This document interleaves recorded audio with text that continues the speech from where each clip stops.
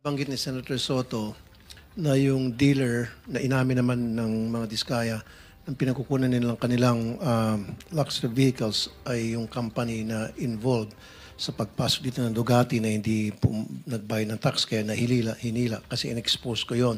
So my question dito sa mga taga sa Diskaya, mag-provide kayo, are you willing to provide all those documents from the Bureau of Customs na to make sure na nagbayad kayo talaga nung tamang buwis doon sa mga luxury vehicles ninyo na pinalaway nyo sa taong bayan na 28 you said? And also, Mr. Chair, siguro patawag na natin yung Bureau of Customs kasi malay mo, meron nga korupsyon doon sa mga project nila. Pati ba naman sa pagbayad ng buwis, lulukuhin pa tayo. So baka meron tayong mahila doon. Are you willing? Yes po. Okay. Number two, dito sa BIR. BIR, nabalitaan nyo, of course, last year, palumabas yung video na in-interview ng mga Diskaya tungkol sa kanilang mga ari-arian na sobrang lavish. Nag-issue kayo ng LOA against them? After na makita yung video? Letter of authority? Or letter of authority to a corporation. But did you do that? Your Honor, please. Ginawa nyo ba yun para sa Yes, mga Your Diskaya? Honor. There was a letter of authority. Ano pong lumitaw doon sa result ng It is still an ongoing investigation, Your Honor. 1 year ago pa?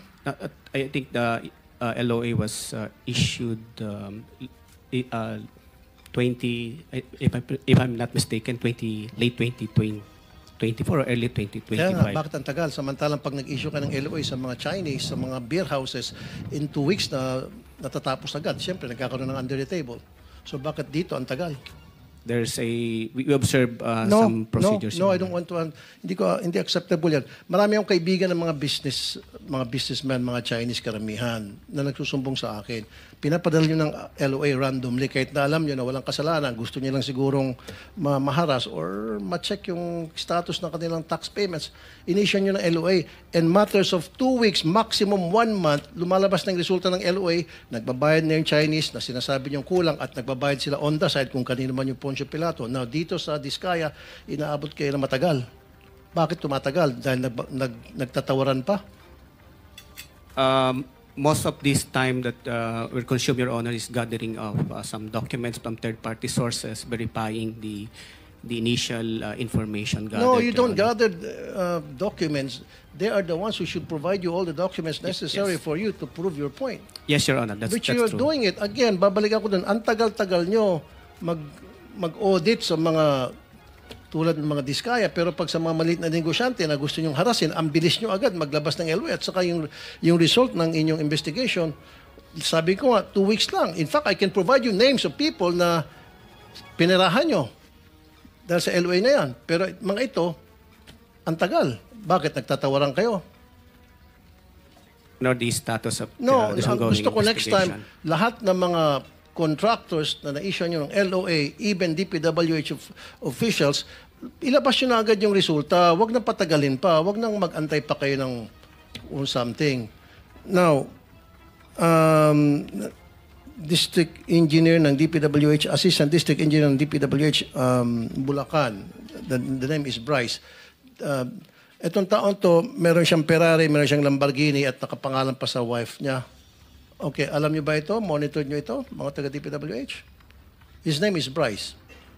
And he owns a Lamborghini, he owns a Ferrari, and he goes to the casino almost every single night. At meron tayong mga video niyan, pwede tayo humingi ng video niyan sa Soler, sa Okada, at makikita yung pagmumukha niya doon sa VIP room.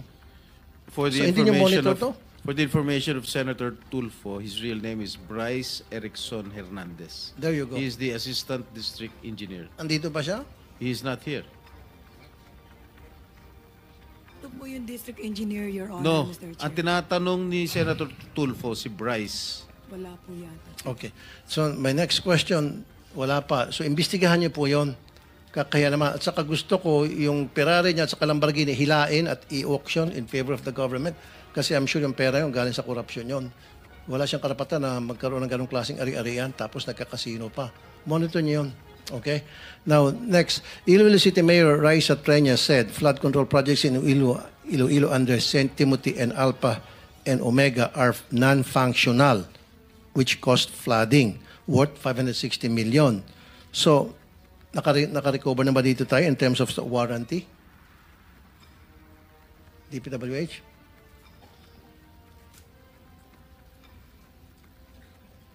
Yung sa project na yon? Wala po akong idea, Mr. Chair, Your Honor. Well, dapat magkaroon kayo ng idea by now.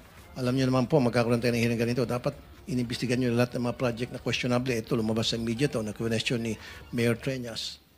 So, go and investigate this. Okay. Now, dalawa na lang.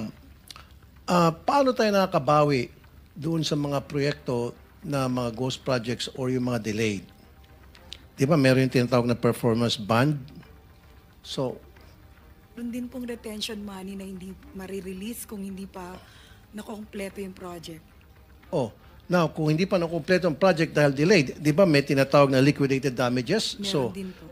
Magkano na po nasingil doon sa mga liquidated damages, and give me a list of those projects na matagal ng delayed o yung iba pa ghost na dapat yan 1/10 of 1% per day. So kung yung project ay delayed na for 1 year, just imagine that's hundreds of millions na. Kung pag-ipon-ipon natin, are you doing that? Ayun po ay kukunin natin ng datos sa mga implementing offices kung nakapag-apply po sila ng liquidated damages sa mga delayed projects, Your Honor. Okay, 103 contractors, natanong ko na ito noon, hindi nyo ako nasagot kasi minadali ako noon. 103 contractors blacklisted. Okay, out of these 103 contractors blacklisted, dahil nga hindi maganda yung kanilang trabaho, substandard and ghost projects, bakit isa lang ang flood control projects doon? Out of 103. At ngayon, pinag-uusapan natin sabog-sabog na napakarami pala mga flood control projects na nangyari sa ating bansa. And yet, sa 103 na na-flag down ng DPWH, isa lang bukod tangi ang may kinalaman sa flood control. Why? Mr. Chair, Your Honor, hindi ko po masasagot. Wala po akong... No, I asked this question before. Then, dapat nasagot yun na by now. Kasi, tinanong ko na dapat prepared na kayo.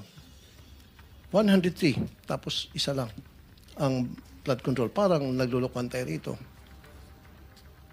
Di ba? So, next time, pwede siguro, Mr. Chair, obligahan natin mga ito na pag susunod na hearing, i-provide nyo sa amin ang reason kung bakit sa 103, isa lang ang flood control project na ano nyo, na flag down. I-flag ko po sa Director ng Procurement Service, Your Honor, Mr. Chair.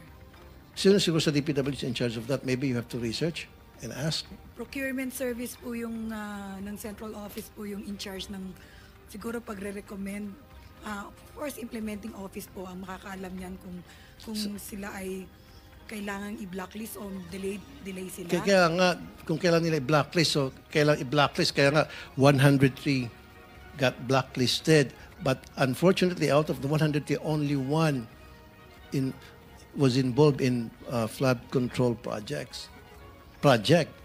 So ano nangyari doon sa iba? Na pinag-uusapan natin ngayon by the hundreds na. Tama? You follow me? You know what I'm saying, ma'am? Yes, Your Honor. Okay, next time. Siguro next time din, Mr. Chair, dalawa na lang. Papatawag natin itong mga insurance companies. That's a good idea. Patawag natin itong mga insurance companies as well. Kasi pagdating sa warranty retention money, yung sa faulty projects, ang sinasabi, ang nakarating sa aking information, mabagal daw ang pagbayad nito mga insurance companies. Baka ito mga insurance companies, ito yung mga fly-by-night o house show na which is also owned by some of the people from the DPWH. Kaya hindi nababayaran, nasasayang ng itong mga warranty faulty projects. Yung pag-warranty, pagpakabayad sa kanila. And then the last but not the least, a couple of months ago, nag-raid ang NBI sa Bulacan sa mga steel mills selling cheap, substandard steel. Okay. Senator Rapi, the insurance commissioner, I think, is present. Is there, nandiyan ba Insurance Commission? So bakit yun ang reklamo, Mr. What's your name, sir? Regalado, sir. are you investigating itong mga insurance companies to make sure that they're legit, that they're capable, at meron silang kakayahan magbayad? Dahil ang reklamo din kasi bakit matagal ang pag-process sa pagbayad para doon sa warranty ay mabagal doon yung pag-process nitong mga insurance corporations. We manage to settle the claims when they are filed with us. But ganito lang ho yung proseso natin. Insurance companies are sureties. No? They only cover about 30% of the project. And then ang bawat risk po nila ay hanggang 250 million. Kami po, ang jurisdiction namin, ang pwede lang namin magamit is about 5 million. At yung iba po, they have to go to the civil courts to claim. Ang punto po dito is kung hindi makolekta sa mga kontraktor, pwede hong dumiretso ang DPWH sa amin para tulungan sila because these are all callable on demand. Yung po ang ating JPPB at DB. Okay, meron naman pumunta taga DPWH para doon sa proseso na sabi ninyo? The last time I checked, wala po kaming Wala. natatanggap. Bakit wala? Ang dami mga projects na dapat kailangan mabayaran dahil under warranty dahil palpak. And yet, sabi niyo walang pumupunta. Yeah, wala po. At sinasabi ng DPWH, mabagal daw kasi magbayad yung insurance companies. And yet, DPWH doesn't come to you para ilapit. Wala po ang DPWH. Usually ho, it's settled between the DPWH and the contractors. So, DPWH, paki-check ba't hindi lumalapit sa insurance company? Yes, Your Honor. Okay, and last, yung mga cheap steel mills na ito'y paboritong puntahan ng mga loko-loko mga contractors. Alam niyo to, tumatawa kayo ng ulo, especially dyan sa Bulacan, marami yan. Nag-raid na nga yung NBI niyan.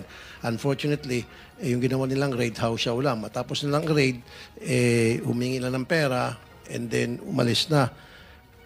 Ito ang nakakatakot dahil, Mr. Chair, especially mga earthquakes, di ba, pina-expect natin na pwede mangyari anytime. Pati sa mga kalsada rin, ito yung mga galing China, na mga, in fact, banang ito sa China, ito mga steel products.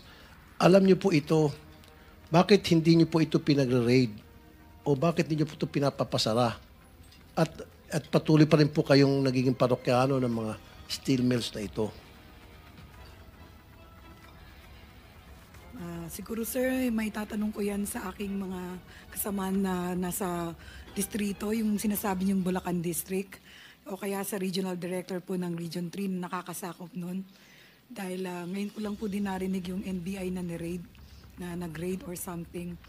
Ngayon ko lang po narinig. So, ibig sabihin, NBI hindi gumawa ng coordination sa inyo to inform you na, hey, maraming mga steel mills sa buong bansa, kasama din yung Bulacan, i-raid namin dahil ito ay bilihan ng mga kontraktor ng DPWH ng mga substandard materials.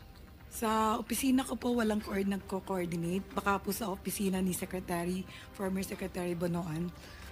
Siguro, Mr. Chair, next time, invite din natin DPWH saka DTI. I mean yung DTI and NBI. Yes, I think we will do that. Thank you. That's all, Mr. Chair. Are you done? I walk the talk, so 5 minutes before this, tapos na. Actually, Yusek, hindi mo sinagot yung isang napaka-importanting tanong niya. It's about the performance bonds, security bonds. Kasi dapat, halimbawa, ghost project talaga, o defective yan, talagang wala na. Hindi ba, you will need to terminate the contract and declare a default para makakolekta kayo sa insurance company. Tama po, sir? Yes, Mr. Chairman. Callable yung ano ninyo eh. Kasi Yes. kung hindi naman kayo magde-declare at hindi nyo i-terminate ang contract, mahihirapan lang sila. And everybody will go to court. Matagal po yun eh. At saka yung sinasabi ni Senator Rapi, yung nag-raid kasi mali yung ni-raid niya sa Bulacan nagpunta. Alam po nyo kung nasaan yung mga substandard tsaka yung mga counterfeit na mga bakal-bakal na yan, mga reinforcing bars. Nandyan sa San Simon, Pampanga. Yan ang steel capital of the Philippines today. So, yan, for your information. So, I'm sorry, Mr. Chair, Pampanga nga pala. Not Bulacan, sinabi ko, Pampanga.